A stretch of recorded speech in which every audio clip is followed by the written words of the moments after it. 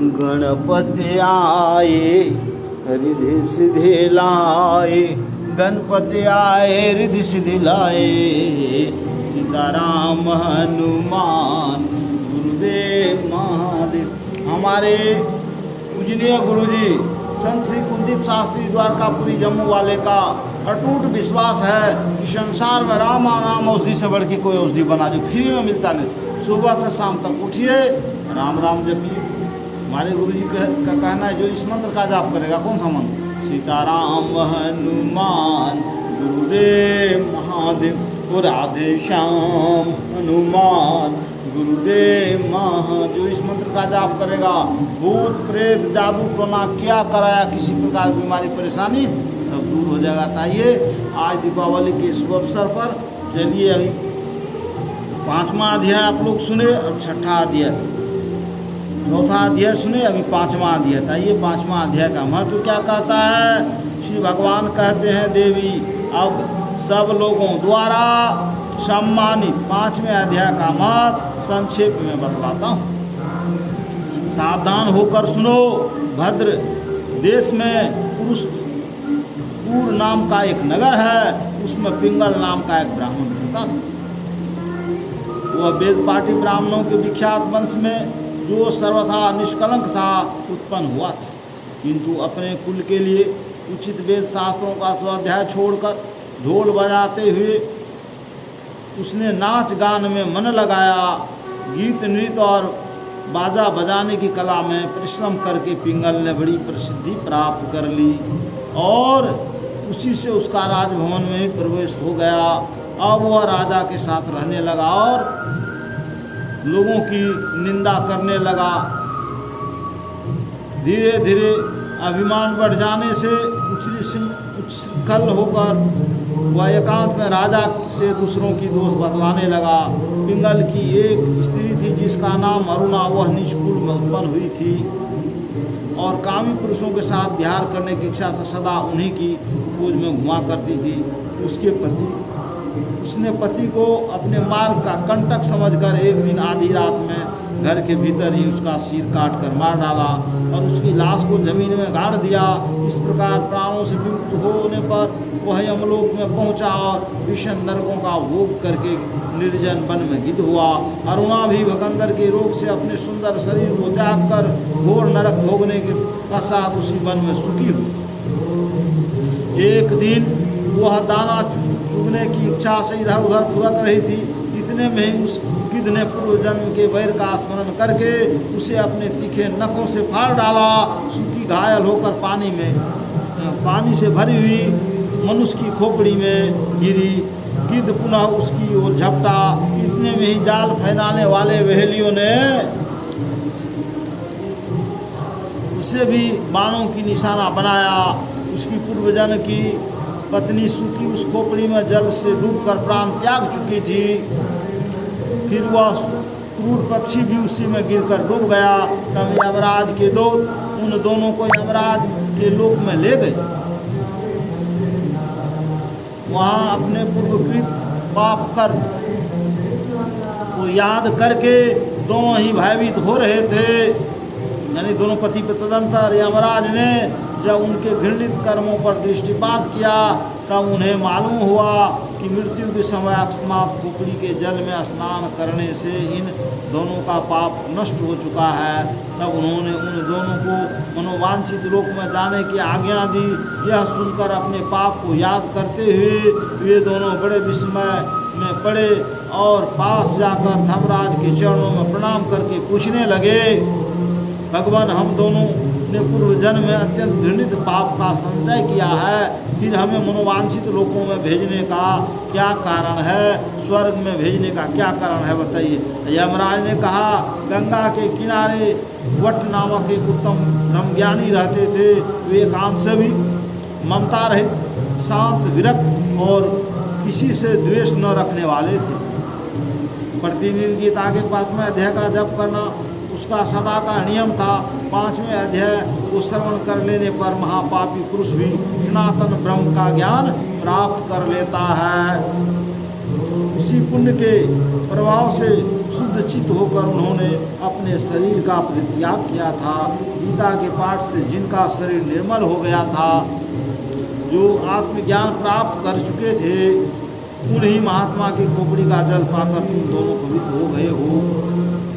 अतः अब तुम दोनों अनुवांछित लोक को लौट जाओ, क्योंकि गीता के 5वें अध्याय के महत्व से तुम दोनों शुद्ध हो गए हो। श्री भगवान कहते हैं, क्या कहते हैं? सबके प्रति समान भाव रखने वाले धर्मराज के द्वारा इस प्रकार समझाए जाने पर वे दोनों बहुत प्रसन्न हुए और विमान पर बैठकर वैकुंठ धाम को चले गए।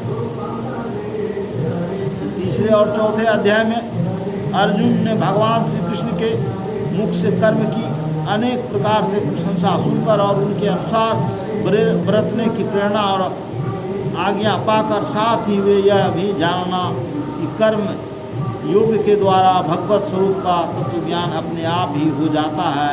चौथे अध्याय के अंत में भी भगवान ने उन्हें कर्म योग प्राप्त करने की आज्ञा दी, परंतु बीच में सभी वचनों के द्वारा ज्ञान योग की कर्म संन्यास की प्रशंसा सुनी। इससे अर्जुन इन दोनों में अपने लिए कौन सा साधन श्रेष्ठ उसका निश्चय न कर सका, इसीलिए उनका निर्णय अब भगवान के मुख से ही हो। उस उद्देश्य से अर्जुन पूछते हैं, अर्जुन व संन्यासस कर्मणा कृष्ण पुनयोगम च संसति अक्षय एतयोरेकम तन्मे बुद्धि सुनिश्चितम। अर्जुन बोले, हे कृष्ण, आप कर्मों के संन्यास की और फिर कर्मयोग की प्रशंसा करते हैं, इसीलिए इन दोनों साधनों में से जो एक मेरे लिए भली भांति निश्चित कल्याणकारक साधन उसको कहिए। श्री भगवान उवाच संन्यासस कर्मयोगस श्रेयस करावुहो तयोस्तु कर्म संन्यासात् कर्मण्योगो विशिष्यते।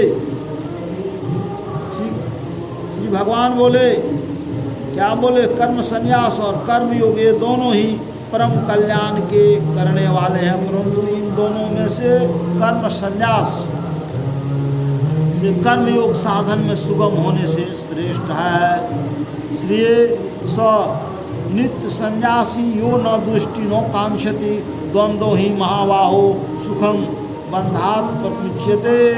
ये अर्जुन, जो पुरुष न किसी से द्वेष करता है न किसी की आकांक्षा करता है, वह कर्मयोगी सदा सन्यासी ही समझने योग्य है, क्योंकि राग द्वेषादि द्वंद्वों से रहित पुरुष सुखपूर्वक संसार बंधन से मुक्त हो जाता है। संख्या योगे पृथ्वल्लाह प्रवदन्ति न पंडिताः एकमाप्या स्थितः सम्य गुद्यो विदन्ते फलम।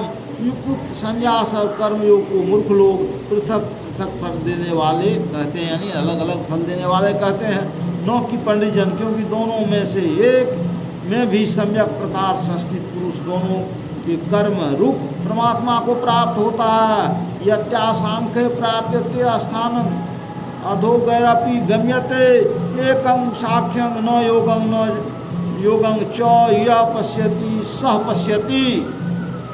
ज्ञानियों द्वारा जो परम धाम प्राप्त किया गया जाता है, कर्मयोगियों द्वारा भी वही प्राप्त किया जाता है। इसीलिए जो पुरुष ज्ञान योग और कर्मयोग को फल रूप में एक देखता है, वही यथार्थ देखता है। संन्यास्तु महाबाहो दुःखमापुत योगतः योग युक्तो मुनिभ्रम न चिरे माधिगच्छति। परंतु हे अर्जुन, कर्मयोग के बिना होने वाले संन्यास अर्थात मन इंद्रिय और शरीर द्वारा होने वाले संपूर्ण कर्मों के कर्तापन का त्याग प्राप्त होना कठिन है, और भगवत रूप को मनन करने वाले कर्मयोगी परमात्मा को शीघ्र प्राप्त हो जाता है। योग युक्तो विशुद्धात्मा विजितात्मा जितेंद्रिय सर्वभूतात्म भूतात्मा कुर्वनपि च लिप्यते। जिसका मन अपने बस में है, जो जितेंद्रिय और विशुद्ध अंतःकरण वाला है, तथा संपूर्ण प्राणियों का आत्मरूप परमात्मा ही जिसका आत्मा है, ऐसा कर्मयोगी कर्म करता हुआ भी लिप्त नहीं होता। नैव किचित